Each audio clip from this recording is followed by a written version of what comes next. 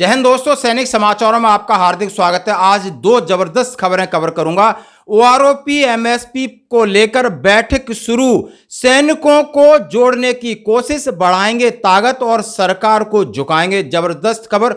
और दूसरी, सेना के रिटायर्ड कैप्टन के सिर पर भूत सवार, 1 2 3 अपने घर का किया बुरा हाल। आप देखकर चौंक जाओगे इस खबर को, आखिर क्या हो रहा है। खबरें करते हुए साथ से सबसे पहले मैं बात करूंगा वन रैंक वन पेंशन की विसंगतियों को लेकर, जेएसयू जवानों की कम तनख्वाह रही उसको लेकर के, और चाहे रिजर्विस्ट पेंशन को लेकर के हो, फैमिली पेंशन को लेकर हो, डिसेबिलिटी पेंशन को लेकर हो, या इक्वल मिलिट्री सर्विस पे को लेकर हो। हां जी, सारे मुद्दे। क्या अब जंतर मंतर के भरोसे न्याय मिलेगा, या छुटुक मुटुक हम रामलीला मैदान पे कोई रैली करेंगे इससे न्याय मिलेगा, या आने वाले चुनाव में जबरदस्त एक होकर सरकार के सामने सरकार को झुकाने की कोशिश की तैयारी कर रही है कांग्रेस पार्टी। बिल्कुल ये सत्य है और प्रमाण के साथ मैं आपके सामने ला रहा हूं। ये वही मुद्दे हैं जिससे एनडीए यानी जहां अपमाननीय अभी जो सरकार है इस फौजियों के मुद्दे को लेकर आई थी, सेम के सेम मुद्दे और सारे आर्टिकल मैं आपके साथ शेयर कर रहा हूं।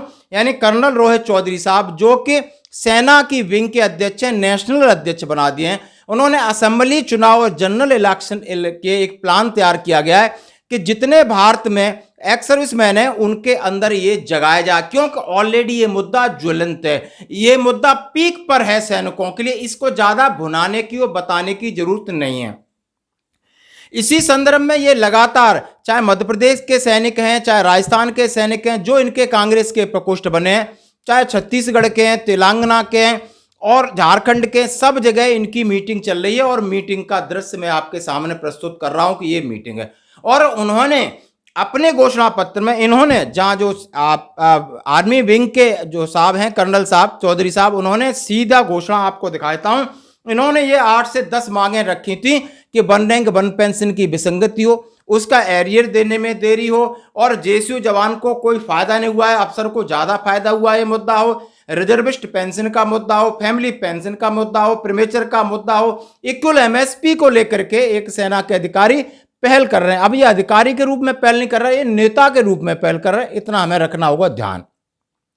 सारी वीडियो में कह रहा हूं। और इनका जो अध्यक्ष है राहुल गांधी जी भी, आप लेह में जाकर के किस तरह सैनिकों से मिल रहे हैं, हर जगह जा रहे हैं, एक सैनिकों के साथ अलग टाइप की मीटिंग हो रही है।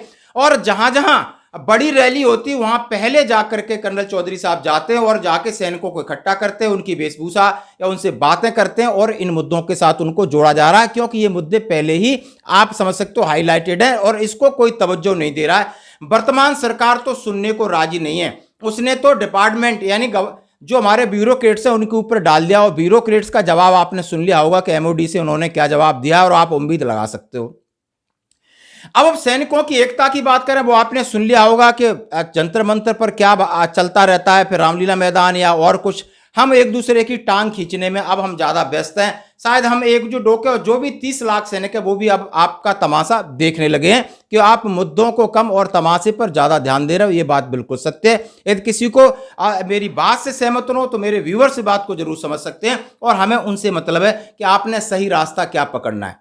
जहां सैनिकों का काल होता है, आप जाइए, आंदोलन में बढ़ चढ़कर हिस्सा लीजिए, लेकिन निर्णय वोट करेगा, और वोट आप किसको दोगे आप वो खुद समझ सकते हो। सरकार के फेवर में दोगे या सरकार के खिलाफ दोगे, दो ही काम कर सकते हो। तो ये अब वोट की राजनीति शुरू हो गई है। जैसे हमने सवेरे कहा कि लोकसभा चुनाव समय से पहले होने की पूरी संभावना है। ये सब चीजें ओआरओपी की असलियत, और यहां से निकलेंगे आपके मुद्दे और यहां से बनेंगे ताकतवर, ये आपको ध्यान रखना होगा। चलो दोस्तों, एक बहुत बड़ी बात कहते हैं, शायद ऐसा हम सबके जीवन में होता है। ये पेपर है और इस पेपर की कटिंग आपके साथ शेयर कर रहा हूं। सेना के रिटायर्ड कैप्टन ने भाई भतीजे को गोली मारी, पत्नी को पीट रहा था, बचाने आए थे भाई भतीजा और बेटी को भी। यानी इस बंदे ने अपनी सर्विस जो पिस्टल है उससे तीनों का काम तमाम कर दिया। बेटी दुर्भाग्य से बच चुकी है।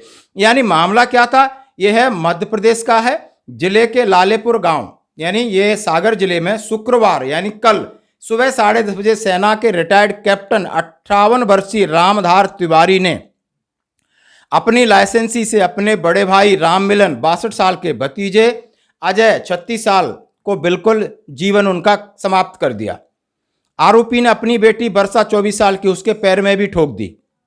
वारदात की वजह कि रामधारी और कारण क्या, अपनी बीवी से खुद लड़ रहा था। एक्स सर्विसमैन जब रिटायर्ड होकर जाता है, हमारे साथ भी ऐसे होता है कि घर में पत्नियां किसी न किसी चीज़ का विरोध करती हैं, वो किसी न किसी तरीके में उनके काम करने का तरीका अलग होता है और हम अपनी जिद पड़ जाते हैं और जिद से गुस्सा और गुस्सा से किसी न किसी इंसिडेंट, वो यही नतीजा और कोई बड़ी बात नहीं थी।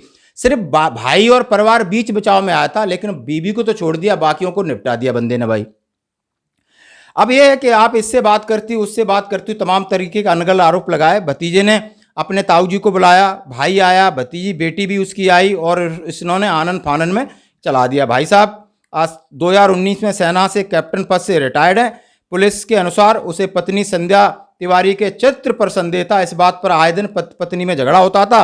रामदार भी ज़्यादातर गांव के बाहर रहता था, जिससे पत्नी भी रामदार पर जो भी शक करती थी। तो इस तरह आप समझ सकते हो कि माया मिली ना राम, ना माया मिली ना राम मिला। अपना परिवार इसने खो दिया और दूसरे भाई का भी परिवार बर्बाद कर दिया।